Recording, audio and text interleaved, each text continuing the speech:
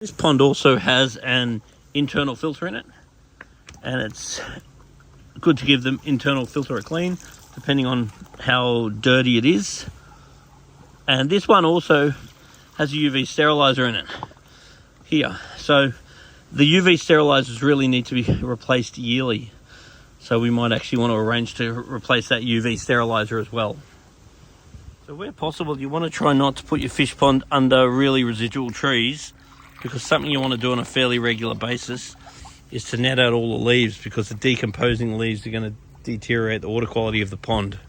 So regular scoopy scoops really help. Just the sheer number and size of these fish for this pond is really quite amazing. So it has a couple of filters on it. It's fed good quality foods. It's got regular water changes. So all the right stuff's happening.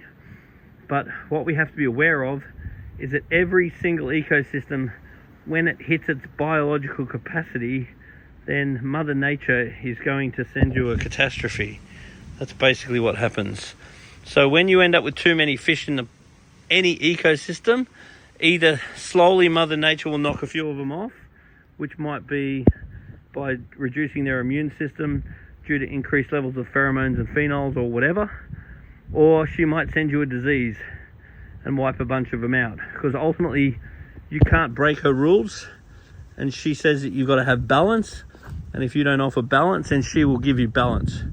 So no matter what ecosystem you've got, no matter what pond you've got, if the fish are growing and they're growing and they're breeding and they're growing, and then eventually they'll hit maximum capacity, and then that's when Mother Nature kicks in. So in this case, we're right there. So a bigger pond is the current conversation. Otherwise, really regular water changes and really keeping an eye on them. And then if you weren't going to get a bigger pond, the only other option would be to think about getting a couple out and reducing the load. Because once again, if you don't take a couple out and reduce the load, then Mother Nature will. But right now, their health is very good. Like, they look very good. But the warning signs are here.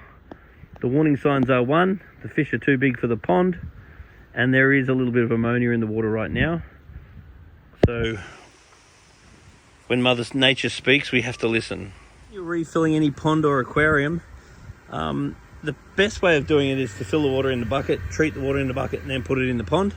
When you're talking about something that's over 1,000 litres, that'll take you a long time. So what most people will tend to do is you put the hose in there, and you don't want to fill up more than about 5 centimetres.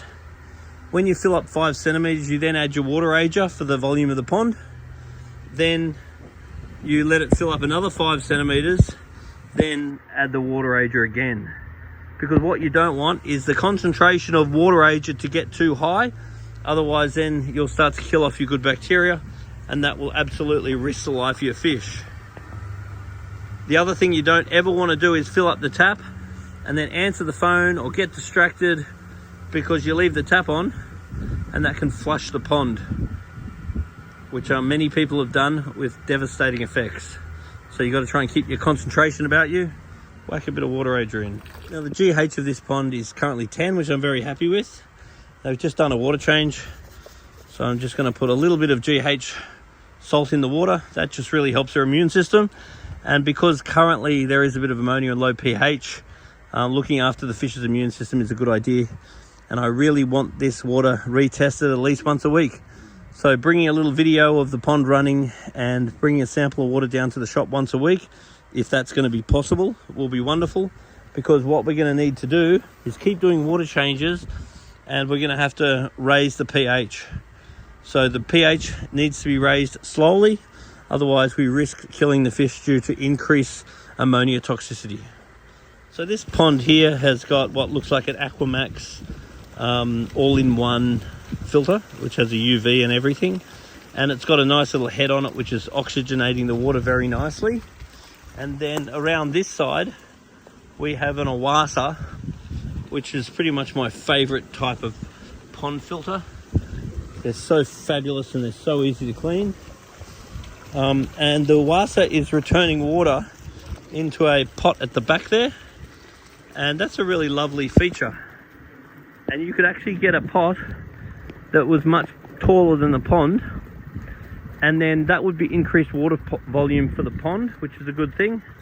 And then you can also put any extra biomedia in there if you wanted to, and it's just a beautiful physical feature that allows you to aerate the water nicely as the water returns back into the pond, and really looks very lovely.